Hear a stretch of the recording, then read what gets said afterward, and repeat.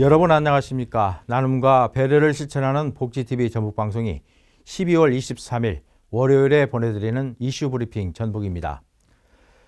탄핵 전국으로 전북 지역 대통령 공약 사업을 비롯한 각종 현안들이 차질을 빚지 않을까 우려의 목소리가 커지고 있습니다. 지난 제20대 대통령 선거 때 전북에는 모두 7개의 공약이 발표됐습니다. 새만금 메가시티 조성과 국제공항 조기 착공, 금융중심지 지정과 신산업 특화 국가산업단지 조성, 전주 대구 간 고속도로 건설, 새만금 김천 간 철도 건설, 국제 태권도 사관학교 설립 등입니다. 그리고 15대 정책 과제, 46개 세부 과제도 발표됐습니다. 전체 사업비 규모는 25조 7천억 원입니다. 대선 후보로 전북을 찾았던 윤 대통령은 속도감 있는 개발과 투자를 강조했습니다. 이제는 새만금을 완결 지을 때가 왔다며 강한 추진 의지를 보이기도 했습니다.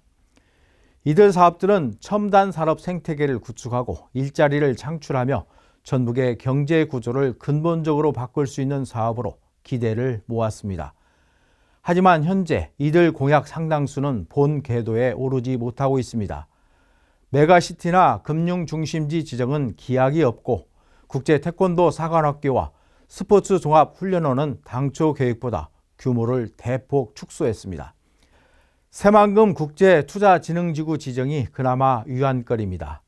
대광법 개정도 자칫 공공의대 법안처럼 표류하는 것은 아닌지 우려의 목소리가 커지고 있습니다.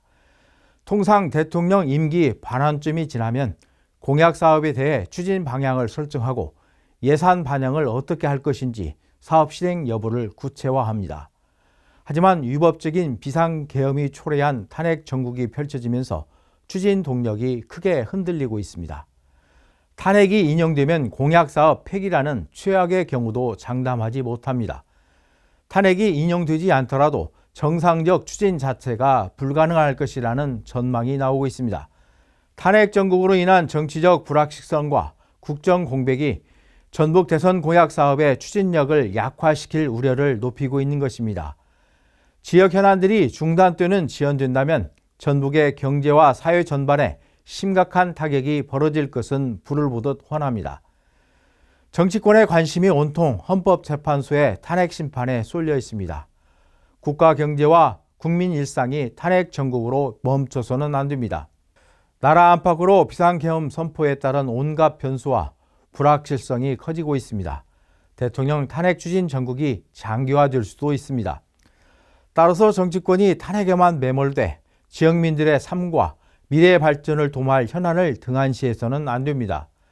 탄핵은 탄핵대로 추진하되 정치권이 중심을 잡아야 합니다. 정치 지체 현상으로 도민들이 피해를 입게 해서는 안 됩니다.